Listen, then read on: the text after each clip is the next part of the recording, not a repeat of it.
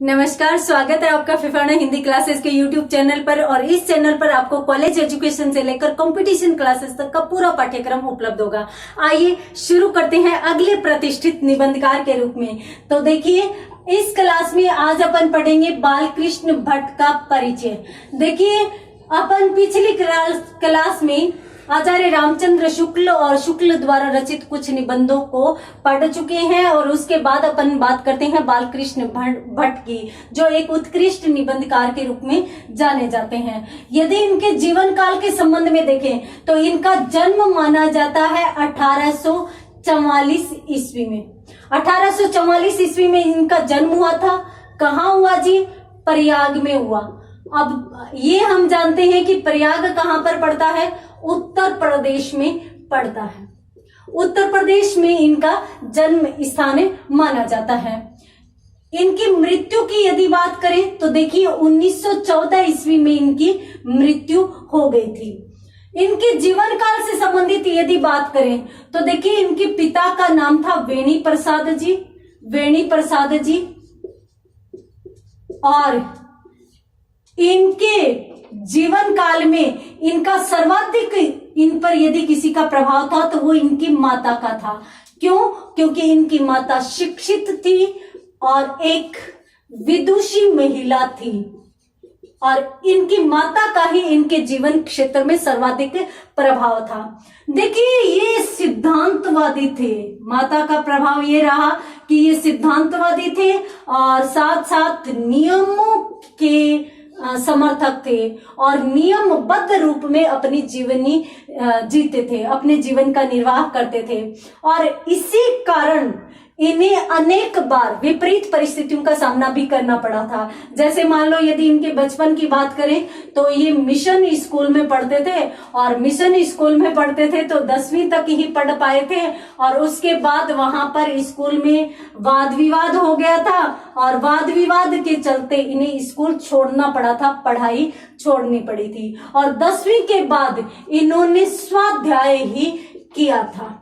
ठीक है, नियमित शिक्षा इनकी उसके बाद हो नहीं पाई थी। इन्होंने घर पे बैठ के ही अध्ययन किया, लेकिन घर पर बैठकर भी अध्ययन किया तो भी इन्होंने अनेक भाषाओं का ज्ञान प्राप्त कर लिया था। जैसे यदि अपन बात करें तो देखिए, इन्हें संस्कृत का अच्छा ज्ञान था, हिंदी का अच्छा ज्ञान था और इसके साथ साथ अंग्रेजी,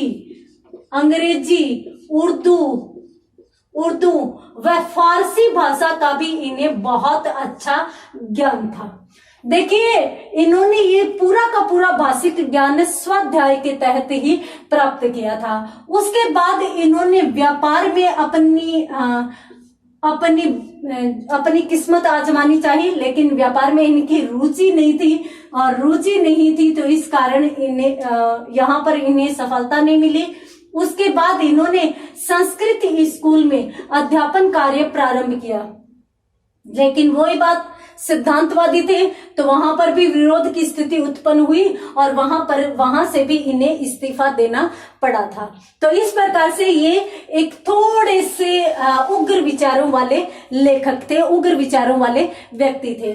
उसके बाद यदि इनके जीवन की विभिन्न उपलब्धियों के बारे में बात करें तो देखिए, इन्होंने एक हिंदी प्रदीप नामक पत्र निकाला था और हिंदी प्रदीप जो पत्र निकाला था वो इनके द्वारा निकाला गया मासिक पत्र था, जिसके ये संपादक थे और लगातार लगभग 32 वर्षों तक इन्होंने इस पत्र का संपादन कार्य किया था। इसमें ये तत्कालीन ब्रिटिश सरकार के बारे में, तत्कालीन ब्रिटिश सरकार की आलोचना लिखते थे।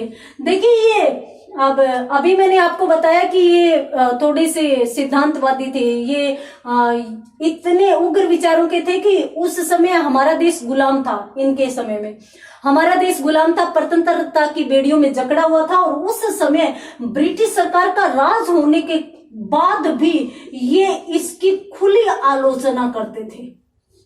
अब खुली आलोचना करते थे। तो इस प्रकार के स्पष्ट विचारों वाले, देखिए ये जो भी लिखते थे, चाहे इनके निबंध देख लो, उपन्यास देख लो, चाहे इनके नाटक देख लो, इनकी सूक्ष्म दृष्टि दिखाई देती है, ये सूक्ष्म विश्लेषण करते हुए दिखाई देते हैं। परंतु उस सूक्ष्म विश्लेषण को करते हुए और हर एक पक्ष पर विचार करते हुए और बाद में अपना स्वतंत्र मत इस प्रकार से पाठक के समक्ष रखते थे कि पाठक अनायास ही इनसे जुड़ जाता था। तो इस प्रकार से, और इनके जो रचनाएं मिलती है उनमें यदि अपन प्रसिद्धि की बात करें तो देखिए इनकी सर्वाधिक प्रसिद्धि एक निबंधकार के रूप में मानी जाती है। हालांकि ऐसी बात नहीं है कि इन्होंने निबंध ही लिखे थे। देखिए ये उपन्यास भी इन्होंने लिखे थे, उपन्यास के साथ साथ इन्होंने नाटक भी लिखे थे, इन्होंने निबंध रचना भी की थी। तो यदि अपन इनके उपन्यासों की बात करें तो देखिए इनके द्वारा रचित उपन्यास एक तो माना जाता है नूतन ब्रह्मचारी। नूतन ब्रह्मचारी इनके द्वारा रचित एक उपन्यास माना जाता है, महत्वपूर्ण उपन्यास है। यदि आपने थोड़ा बहुत हिंदी पढ़ी भी है तो आप इनके इस उपन्यास के बारे में, और एक और भी है वो भी महत्वपूर्ण है, कौन सा, सो अजान एक सुजान, ये भी इनका महत्वपूर्ण उपन्यास है। और एक और इनके द्वारा रचित महत्वपूर्ण उपन्यास है जिसका नाम है रहस्य कथा।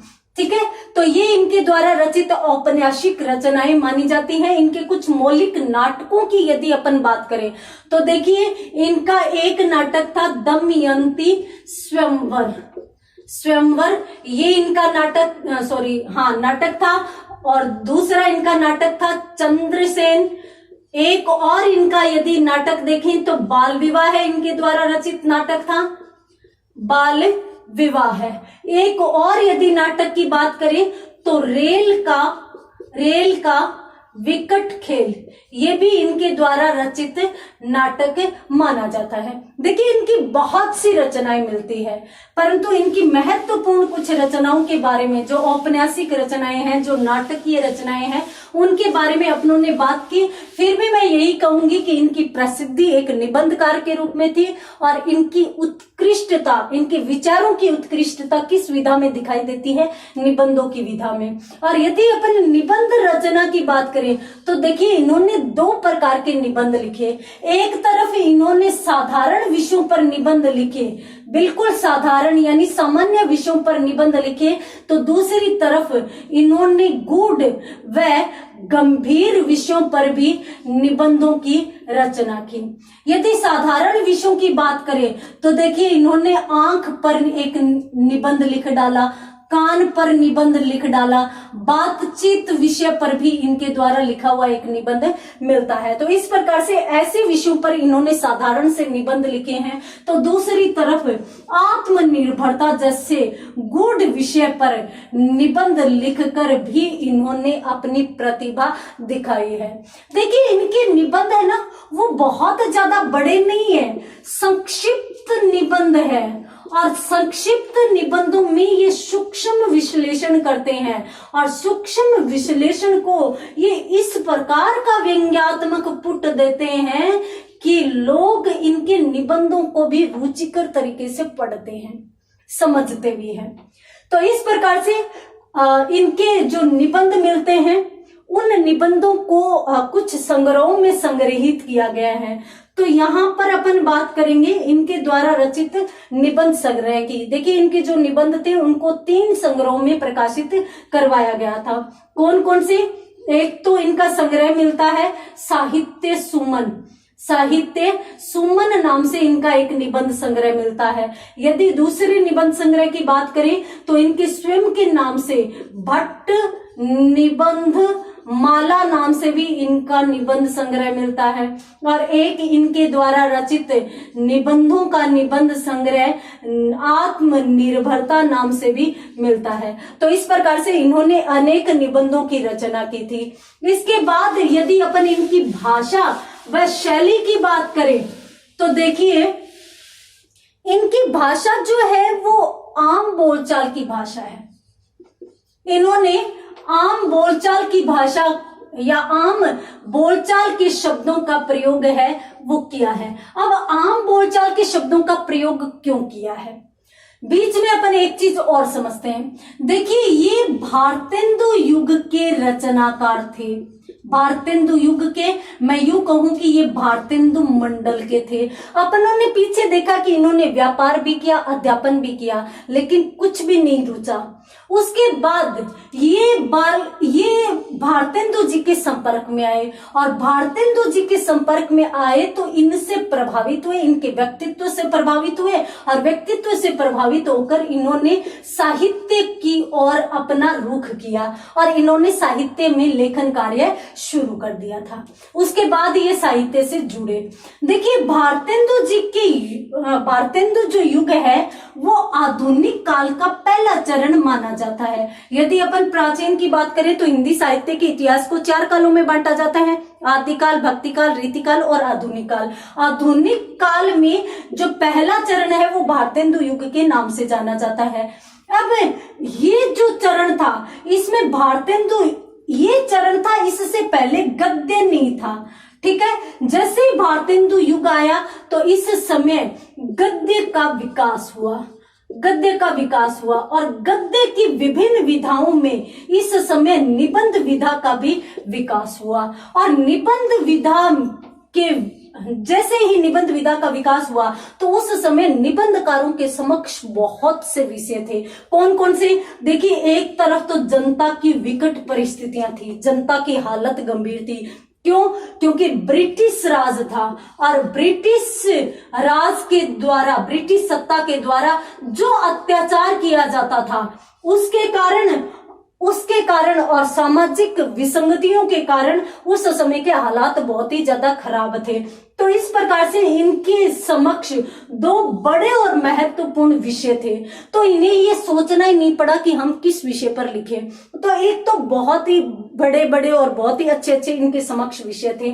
दूसरा, इस काल के जितने भी निबंधकार थे ना, इन्होंने इस विषय को लेकर और विभिन्न प्रयोग किए, विभिन्न क्षेत्रों में, विभिन्न विषय क्षेत्रों में लिखते हुए विभिन्न प्रयोग किए, और विभिन्न क्षेत्रों में लिखते हुए विभिन्न प्रयोग का फल ये हुआ, परिणाम ये हुआ कि इस काल में निबंध की अनेक शैलियों का विकास हुआ।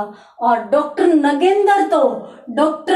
नगेंद्र तो यहां तक कहते हैं जी कि जो भारतेंदु युग है इस समय इतने प्रकार के निबंध लिखे गए थे, विषयगत विविधता लिए हुए, शैलीगत विविधता लिए हुए, इतने गुड निबंधों की रचना की गई थी कि बाद के जो साहित्यकार थे उनको कोई नवीन विषय मिला ही नहीं, नवीन चीज मिली नहीं, क्योंकि सब इसमें लिखे जा चुके थे। तो इस प्रकार से इस काल में बहुत से गुड विषय थे। और इस समय अब देखिए, ब्रिटिश राज था। अब ब्रिटिश राज था और जनता पर अत्याचार कर रही थी, तो जनता को इन्होंने साहित्य में शामिल करने के लिए और आम बोलचाल की भाषा के शब्दों का प्रयोग किया। अब इस आम बोलचाल की भाषा के शब्दों के साथ साथ इन्होंने अपने निबंधों या अन्य रचनाओं में व्यंग्यात्मक पुट भी दिया। साथ साथ इन्होंने अपनी रचनाओं में मुहावरों और कहावतों का प्रयोग भी किया, जिसके कारण इनके निबंध इतने रुचिकर हो गए कि पाठक अनायास ही इनके साथ जुड़ जाता था। यहाँ पर अपनों ने बात की भाषा की। उसके बाद यदि अपन शैली की बात करें तो देखिए, इनके निबंधों के बारे में अपनों ने देखा था कि एक तरफ साधारण विषयों से संबंधित निबंध मिलते हैं, दूसरी तरफ गूढ़ विषयों से संबंधित निबंध मिलते हैं। तो इनकी शैली भी इसी प्रकार से 2 प्रकार की मिलती है। एक तो इनकी परिचयात्मक शैली मिलती है, परिचयात्मक शैली का मतलब कि सामान्य सी शैली मिलती है, और दूसरी तरफ इनकी गूढ़ व गंभीर शैली मिलती है। और ये जो गूढ़ व गंभीर शैली है, उसी शैली में इनके विचारों का नैपुण्य दिखाई देता है, अर्थात इनके गूढ़ विचार इसी शैली में निखर कर आए हैं। इनकी जो सूक्ष्मता है विचारों की, वो भी इसी शैली में निखर कर आई है। इन्होंने एक तरफ जहां सामान्य विषयों पर लिखा, दूसरी तरफ इन्होंने गंभीर विषयों पर भी लिखा, साथ साथ इन्होंने सामाजिकता पर भी लिखा। और सामाजिकता की यदि बात करें तो इनके द्वारा एक रचित रचना मानी जाती है चंद्रोदय। अब चंद्रोदय एक सामाजिकता से संबंधित इनकी रचना मानी जाती है। हालांकि वो साहित्यिक पुट देकर लिखा गया निबंध है, परंतु फिर भी वो सामाजिकता से संबंधित है। ठीक है, एक तो इनके विचारों की उग्रता, एक इनके विचारों की उत्कृष्टता, और दूसरा और एक मेल मिल जाता है कि अंग्रेजी सत्ता जो अत्याचार कर रही थी। तो इन तीनों के मेल से इनके विचारों की उग्रता निखर कर आती है, अर्थात ये बहुत अधिक उग्र विचार अपनी लेखनी में शामिल कर लेते हैं। इनके संबंध में विभिन्न रचनाओं की बात की, साथ ही साथ एक बात और बता देती हूँ। देखिए, एक तो इनकी उपलब्धि बड़ी थी हिंदी प्रदीप, दूसरा ये प्रतिष्ठित निबंधकार थे, और तीसरी बात देखिए साहित्य के विकास में सर्वाधिक यदि योगदान अपन माने तो वो नागरी प्रचारिणी सभा का माना जाता है, जो कि काशी में है, नागरी प्रचारिणी सभा। अब इसने एक बार हिंदी शब्द सागर नाम से एक विशेषांक निकाला था। हाँ, ये वही विशेषांक है जिसमें आचार्य शुक्ल जी ने अपना हिंदी साहित्य का इतिहास प्रकाशित करवाया था, अर्थात इसी की भूमिका में ही उन्होंने अपना साहित्य इतिहास से संबंधित ग्रंथ प्रकाशित करवाया था। तो हम यहाँ पर देख ही चुके कि आचार्य शुक्ल इससे जुड़े हुए थे, आचार्य रामचंद्र शुक्ल इससे जुड़े हुए थे। आचार्य रामचंद्र शुक्ल के साथ साथ यहाँ पर बाबू श्याम सुंदर दास भी थे, बाबू श्याम सुंदर दास। अब यहाँ पर इन्होंने हिंदी शब्द सागर की भूमिका के लिए या हिंदी शब्द सागर के संपादन कार्य के लिए आचार्य शुक्ल व बाबू श्याम सुंदर दास के साथ काम किया था।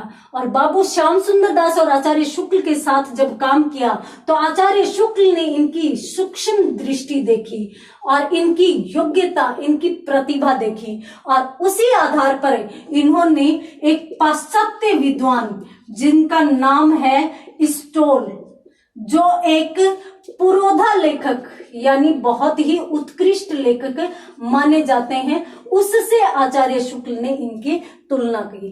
तो यहाँ पर यदि आपसे पूछ ले कि स्टोल से तुलना किसकी की जाती है, भट्ट जी की जाती है कि किसने, तो आचार्य शुक्ल ने। डॉक्टर नगेंद्र ने क्या कहा था? डॉक्टर नगेंद्र ने कहा था कि भारतेंदु युग में जो विभिन्न विषयगत विविधता थी वो इसी युग में मानी जाती है। देखिए, भारतेंदु युग में निबंध का विकास हुआ।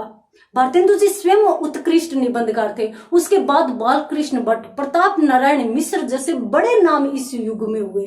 तो इसलिए इस काल में निबंध विधा जन्मी और यहीं पर प्रौढ़ता को प्राप्त कर गई। तो यहाँ पर अपनों ने बालकृष्ण भट्ट जी का सामान्य परिचय देखा। उसके बाद अगली क्लास में उनके द्वारा रचित निबंध को लेकर, तब तक के लिए धन्यवाद।